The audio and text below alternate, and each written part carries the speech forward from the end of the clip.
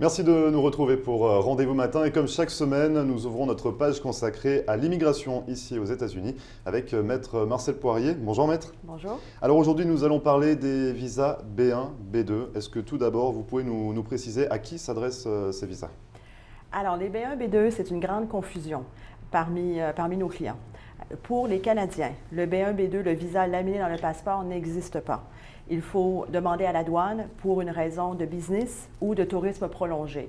Alors, le B1, ce sont pour les gens qui veulent venir pour des rendez-vous, pour des meetings, pour faire de l'investissement, de la prospection, investir dans l'immobilier, investir dans le commerce. Alors ça, c'est le visa B1. C'est un visa d'affaires. Ouais. C'est pour une durée de 6 mois. Le visa peut être laminé quand c'est fait à l'ambassade pour les gens autres que les Canadiens. Quand c'est fait à l'ambassade, la durée est déterminée par l'ambassade. Il peut être jusqu'à 10 ans, mais c'est 6 mois par an, alors 180 jours par an. Il y a énormément d'abus avec le B1, B2. Les gens demandent ce type de visa et ils essaient de l'utiliser pour habiter aux États-Unis avec des enfants, scolariser les enfants à l'école, et ça, c'est un problème. Les enfants ne peuvent pas être scolarisés avec un visa B1, B2. Donc, sans y revenir, c'est vrai que donc, le B1, c'est business, et le B2, c'est plus pour le tourisme et les personnes retraitées? Le B2, ce sont pour les gens qui veulent venir 6 mois consécutifs aux États-Unis, où ils veulent venir assez souvent sans avoir de problème à la douane. Alors, le B2, ce sont pour les gens qui veulent faire du tourisme prolongé, les retraités qui voudraient être ici 6 mois consécutifs, les gens qui veulent voyager ou d'autres raisons. Ça peut être une convalescence aux États-Unis. Pour demander ce type de visa, il faut aller à l'ambassade pour les gens autres que les Canadiens. Ça, c'est fait encore une fois à la douane pour les Canadiens. Et il faut prouver des éléments très précis. Il faut prouver que vous avez des revenus ou une source de revenus, que vous avez un emploi pour les gens qui ne sont pas retraités, un emploi à l'étranger et une résidence complète. Qu'est-ce que nous entendons pour une preuve de résidence? Ça veut dire compte de téléphone, d'électricité, de câble, d'eau, un bail ou un titre de propriété.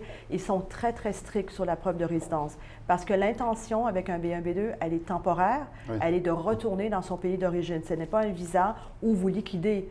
Ce qui nous arrive assez souvent, les gens liquident tout ce qu'ils ont et après ils viennent nous voir et nous disent il faut demander un B1, B2. Ce n'est pas possible parce qu'il faut avoir des preuves de résidence à l'étranger. Alors j'ai bien compris, pour le B1, il permet de venir démarcher pour des employeurs, c'est ça? Enfin, on peut chercher du travail grâce à un B1? Non, vous ne pouvez pas chercher du travail. Il faut faire bien attention. Vous n'avez pas le droit de rentrer aux États-Unis pour chercher du travail. Si la douane s'aperçoit ou l'ambassade s'aperçoit que vous venez pour chercher du travail, vous allez être expulsé des États-Unis. Et justement, je quitte pour Montréal aujourd'hui et j'ai un cas à mon bureau de Montréal de quelqu'un qui a été empêché de rentrer aux États-Unis parce qu'ils ont découvert que cette personne a essayé de rentrer pour le but de chercher du travail. Le B1, le B1, c'est des visas d'affaires, des rendez-vous d'affaires, des meetings, de l'investissement immobilier, passif, actif, commercial, mais pas pour chercher du travail. On ne cherche pas du travail, c'est des rendez-vous d'affaires, d'accord. Qu'est-ce qui différencie vraiment le B2 également d'un ESTA, tout simple? Le ESTA est valide pour 90 jours maximum 2 fois. Alors, vous avez le droit à 2 séjours de 90 jours ou un total de 180 jours. Le B2 vous permet de rester aux États-Unis 180 jours consécutifs et de faire une demande de prolongation si nécessaire de l'intérieur des États-Unis, ce que vous ne pouvez pas faire avec le ESTA. Alors, quelqu'un qui ne veut pas repartir et qui a besoin un peu plus de temps peut demander par la poste une demande de prolongation du 6 mois et qui est envoyé à l'immigration américaine et ils vont recevoir un document qui remplace le I-94 qui va dire qu'ils peuvent rester plus longtemps. Mais à leur première sortie des États-Unis, l'extension se termine. Alors après, ils ne peuvent plus revenir. Ce qui est important, et ce que nous discutions tout à l'heure, c'est j'ai eu un cas où une dame de 84 ans avait un B2 et personne lui avait expliqué que c'était 180 jours maximum à partir de la première date d'entrée et non pas l'année calendrier. Alors, ce n'est pas un visa que vous pouvez continuer à utiliser. Alors, à la douane, ils ont arrêté cette femme, cette dame de 84 ans, et ils l'ont remis dans l'avion. Mais quand nous parlons de remettre dans l'avion, elle est d'abord mise en détention dans une cellule comme un peu dans une prison, en attendant les prochains vols pour l'Europe. Et ensuite, elle est escortée avec 2 officiers de chaque côté jusqu'à la porte de l'avion. Les officiers rentrent dans l'avion. Ils attendent que la porte de l'avion se ferme avant de ressortir. Alors, c'est une situation très humiliante pour une dame qui n'était pas au courant. C'est pas comme elle venait travailler aux États-Unis ou qu'elle cherchait à faire des choses. C'est juste le délai, en fait, qu'elle n'avait pas respecté. Qu'elle n'avait pas respecté et il n'y a pas d'excuse. Alors, même quelqu'un de 84 ans a été remis dans l'avion.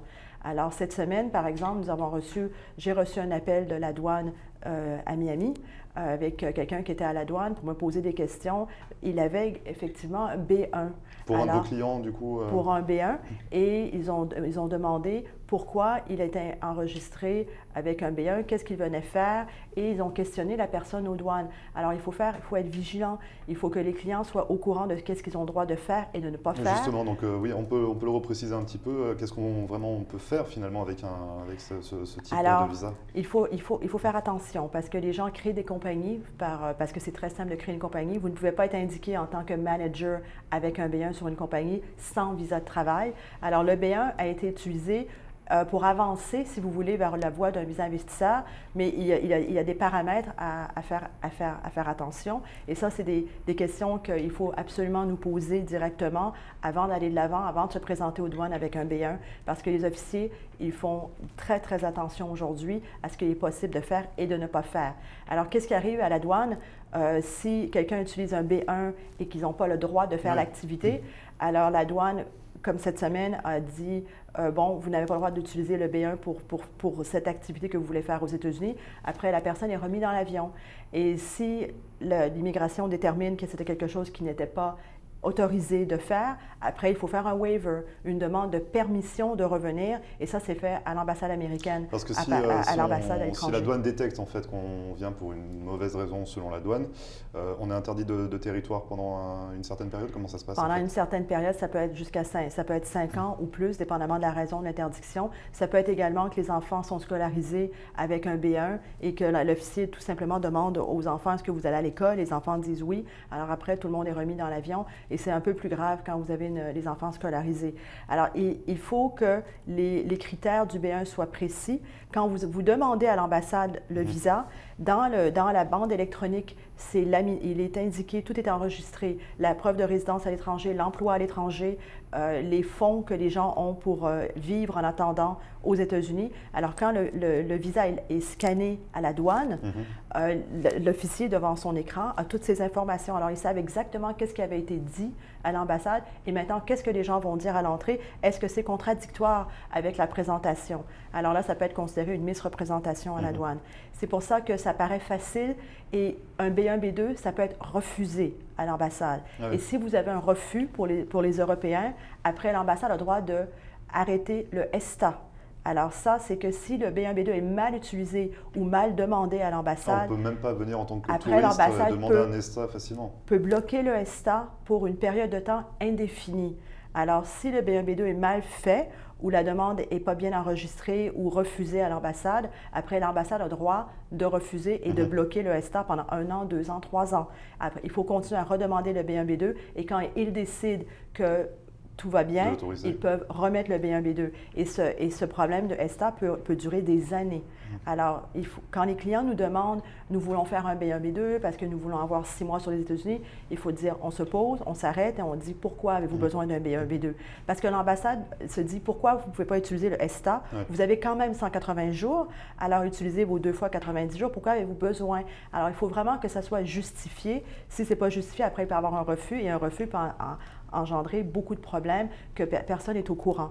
Alors, un autre élément important, c'est le I-94. Oui, c'est ce que j'allais vous demander. En fait, du coup, avant, on avait un carton, c'est ça qu'on avait dans l'avion, qu'on devait remplir et donner en douane, qui est agrafé dans le passeport. Ça n'existe plus maintenant, c'est électronique. Ils ont éliminé les cartons. Alors, je ne sais pas, dans le temps, ils avaient les cartons verts et les cartons blancs.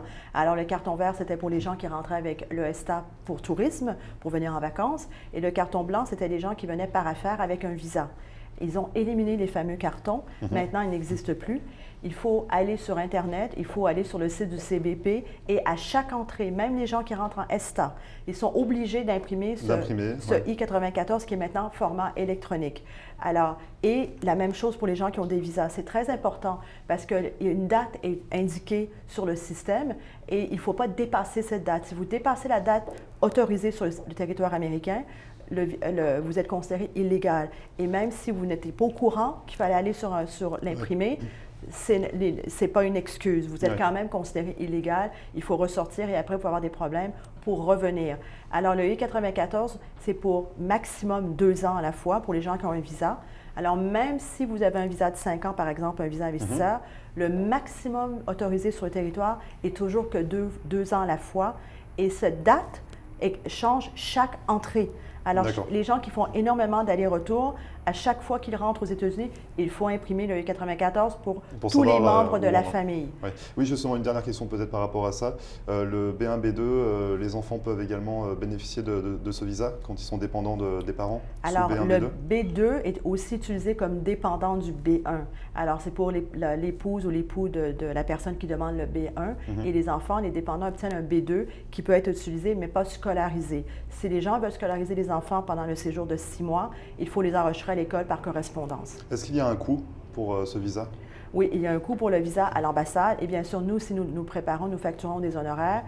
C'est important d'être bien informé parce qu'il y a beaucoup d'abus et beaucoup de gens se retrouvent avec des gros problèmes et des soucis, comme je vous expliquais, que je rencontre maintenant à mon bureau de Montréal parce que ces gens ne sont plus en mesure de revenir aux États-Unis. Et justement, comment limiter ces problèmes? Comment on peut faire appel à vos services, Maître Marcel Poirier? Alors, avant d'entamer une demande de B1, B2, c'est mieux de nous contacter. Alors, au bureau, vous pouvez nous contacter sur le site marcelpoirier.com ou au bureau à 305-854-4445.